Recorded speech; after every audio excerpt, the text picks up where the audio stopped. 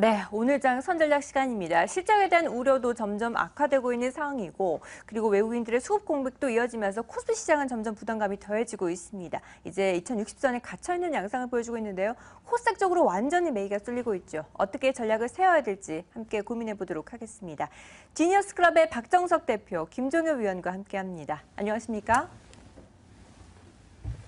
네, 코스피가 다시 2060선 아래에 갇히면서 답보 상태를 보여주고 있습니다. 수급 공백을 벗어날 수 없는 상황인데요. 외국인이 왜 이렇게 매도 포지션을 취하고 있는 거죠? 자, 어제 그 코스피 시장은 이제 마이너스 밀렸고, 코스닥 시장은 상대적인 강세 흐름들이 이어졌는데, 어제 시가총액 상위 종목군들 보시면은, 삼성전자라든지 하이닉스, 사실상 어떻게 보면 굉장히 급락이죠, 폭락이죠. 그리고, 시가총액 상위 종목 중에서 10위까지 중에서, 한국전력하고 아모레퍼시픽 정도, 이 정도만 오르고 빠지다 보니까는, 전체적인 지수는 그 마이너스권을 이제 기록을 좀 할 수밖에 없었습니다. 자, 지금 그 종목들 대형주, 우리가 예전부터 얘기를 해왔 었었던 우량주라고 하는 이런 그 종목들이 과연 그 시장을 갖다가 좀 강력하게 이끌고 갈 수 있을 만한 모멘텀이 있는 부분들이 있는가? 그래서 이제 기관들이라든지 외국인들의 입장에서 봤을 때는 좀 코스피 대형주고는 시가총액 상위 종목군들에 대한 어떤 관심이라든지 실질적인 매수 부분들이 그렇게 크게 좀 들어오질 못하고 있고요. 반면에 이제 그 기관들 같은 경우에 이제 코스닥 시장 같은 경우에 그래도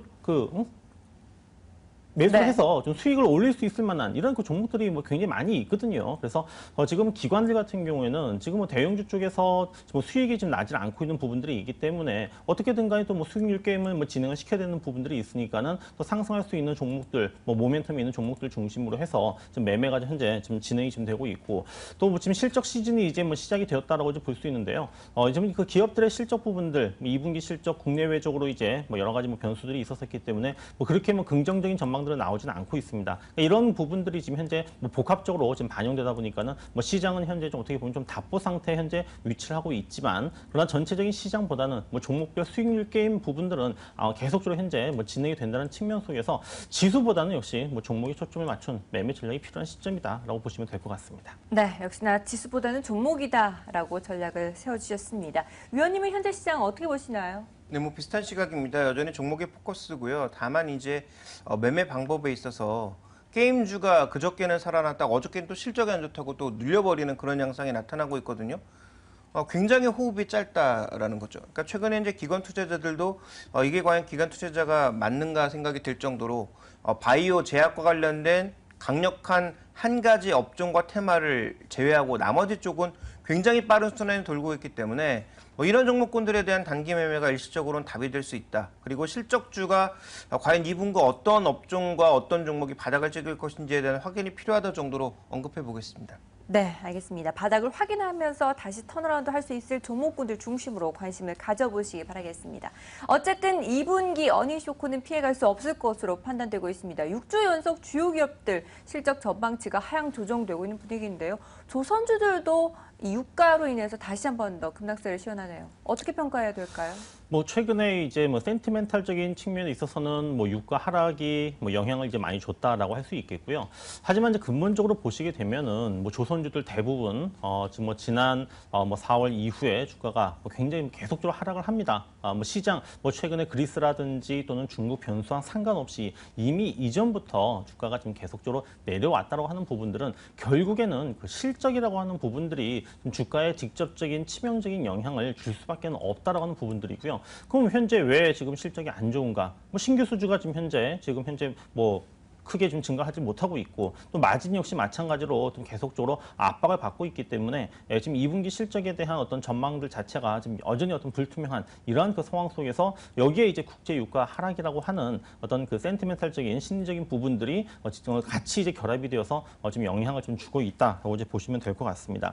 자, 주가가 많이 빠지게 되면 항상 나오는 얘기가 있죠. 자, 이렇게 많이 빠졌기 때문에 지금 이제 주가는 현재 실적이 안 좋다 하더라도 저평가돼 있다. 이제는 서서히 모아가야 될 때다라고 할 수 있는 부분들인데, 근데 물론 뭐 장기적 관점에서 조선주만 본다라고 했을 경우에는 뭐 길게 봤을 때는 뭐 조정을 이용해서 매수를 할 수 있겠지만, 현재 시장이 어떻습니까? 지금 뭐 중소형주 위주로 해서 계속적으로 지금 현재 수익률 게임들이 지금 진행이 되고 있는 부분들인데, 지금 더 어떤 그 수익을 올릴 수 있는 종목들이 많이 있는데, 굳이 지금 조선주 빠지고 있는 조선주가 다 위험하게 장기적으로 지금 들어갈 필요가 없다라고 하는 부분들, 이것이 지금 어떻게 보면은 그 조선주라든지 뭐 조선주 외에 뭐 다른 어떤 그동안 같이 이제 움직였었던 이런 그 소외 업종들과 똑같이 지금 볼 수 있는 부분들이라서, 뭐 저는 뭐 조선주들에 대해서 어떤 뭐 반등의 어떤 시점을 갖다가 잡고 매매 타이밍을 잡기보다는 어떤 뭐 다른 쪽에서 조선 업종을, 굳이 조선 업종이 아닌 다른 업종에서 승부를 거는 것이 오히려 더 낫다라고 좀 보고 있습니다. 네, 조선주들 저평가되어 있기 때문에 반등을 노려서 저가 매수를 시도하고 있겠지만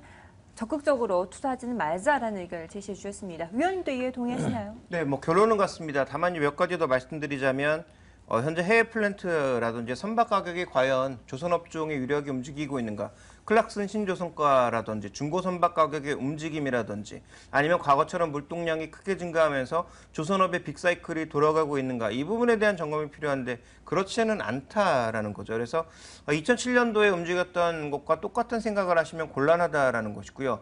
두 번째는 중국 업체들이 어느 정도 구조조정이 이루어지면서 뭐 기술력 부분이라든지 크기 측면이라든지 이게 쫓아오고 있다라는 거죠. 그러니까 한국 지금 플랜트 조선업계가 중간에 좀 끼어 있는 거 사실입니다. 삼성중공업을 포함한 해양 플랜트에 집중했던 기업들이 실제로 기술력이 달려서 공기 내에 맞추지 못하고 손실을 냈던 경우도 발생을 하는 모습이었고요. 실제로 최근에 이제 수주를 많이 하고 있다라고는 하지만 이런 수주를 진행하는 과정에서도 향후 기술력의 부족을 노출할 가능성은 충분히 있지 않나. 또 유가 자체가 과거처럼 탄력적으로 올라가진 않기 때문에 유가와 가장 큰 연동 관계에 있는 이 원양에서의 뭐 플랜트 수주, 그다음에 근해에서의 플랜트 수주, 이런 것들이 향후 탄력적으로 늘어날까에 대해서는 여전히 좀 부정적인 시각이 있습니다. 거기다 선박 가격의 움직임이 여전히 제한적인 모습이고, 중고 선박에 대한 가격도 현재처럼 흘러간다면 업황 자체에 대한 긍정적인 시각은 아직까지는 그렇게 긍정적으로 볼 수가 없는 거죠. 자, 그런 관점에서 본다면 우리가 어떻게 접근해야 될까요? 결국은 트레이딩 정도 많이 빠졌기 때문에 뭐 긍정적인 이슈가 나올 때 단기적인 뭐 강력한 반등 정도는 나올 수 있겠지만, 역시 추세 전환은 쉽지 않다라는 측면에서 접근하셔야 될 것 같습니다. 네, 단기적인 관점에서 트레이딩 관점을 제시해 주셨습니다. 조선주에 대한 전략까지 세워봤는데요. 어쨌든 시장에서 실적에 대한 부담감을 벗어날 수 없는 상황이기 때문에 코스닥 쪽으로 그나마 대내적인 악재에 덜 민감한 종목들 중심으로 매기가 집중이 되고 있습니다. 어떻게 시장 대응을 해야 될지 그 안에서도 선망할 만한 종목 하나 꼽아주시죠.